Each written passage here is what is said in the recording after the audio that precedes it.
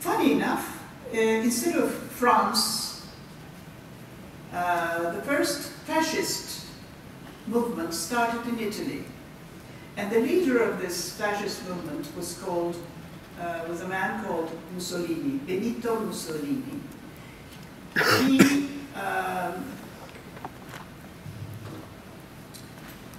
He tried to make the youth of Italy to believe that the new Roman Empire was coming, that he was going to create the new Roman Empire. You see, he had very grandiose ideas about what he can do and what the Italian youth can do. So the most inspiring music of that period was called giovinezza, giovinezza meaning youth. Now this became the national anthem of the fascista in Italy. Con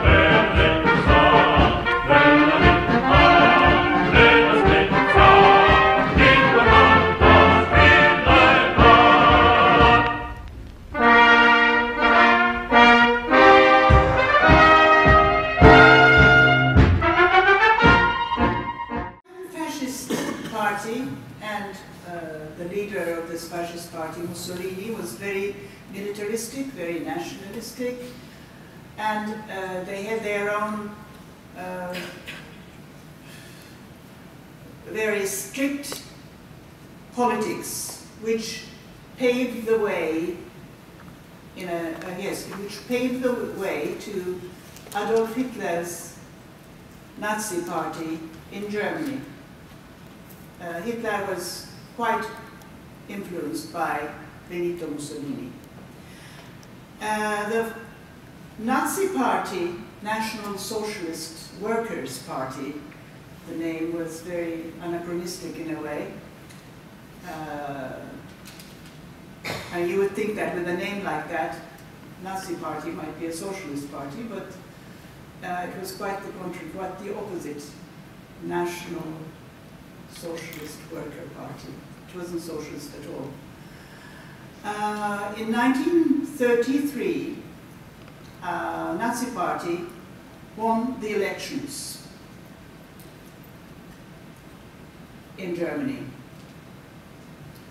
And that was the beginning of a great tragedy that ruined Germany by 1945.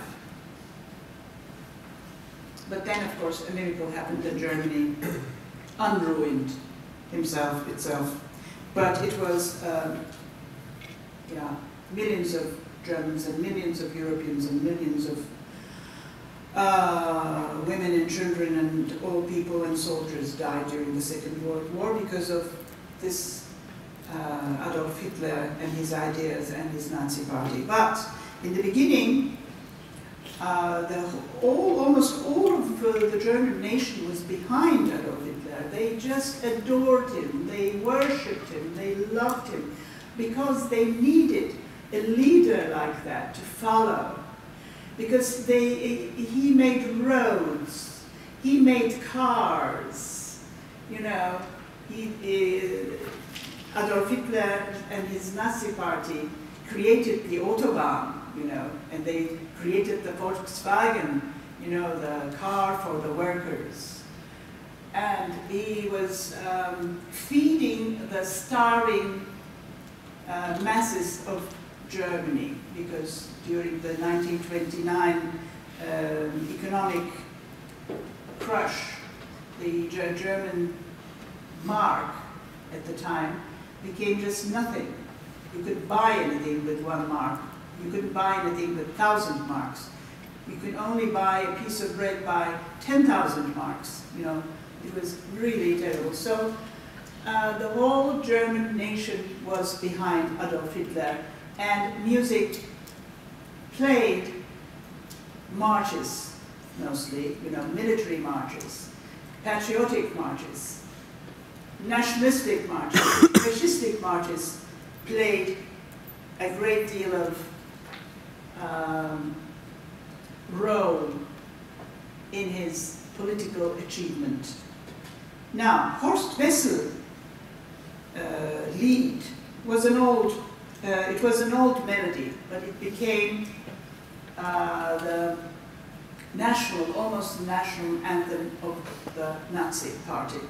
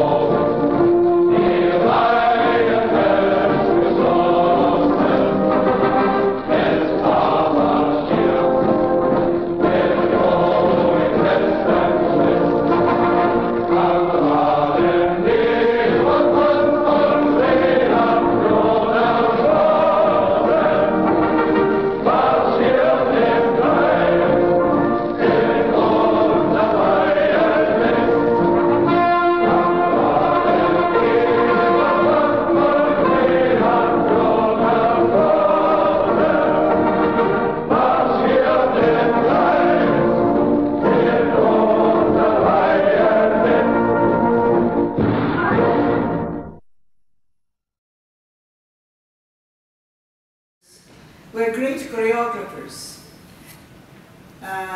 Tens and thousands of people marched together and they sang together, and the choreography of this huge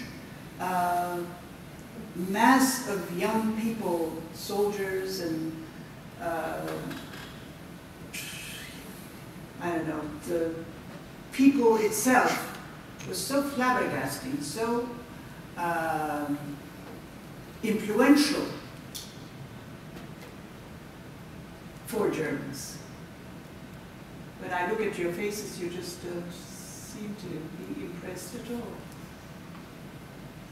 But those people were very much impressed, my dear.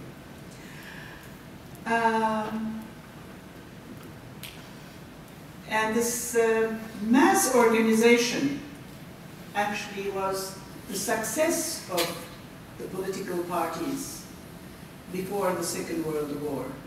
The political parties of Italy and Germany and in Spain, of course. I will talk about Spain a little bit later. Before we go any further from Germany, let's see another film from that date, 1933-1934.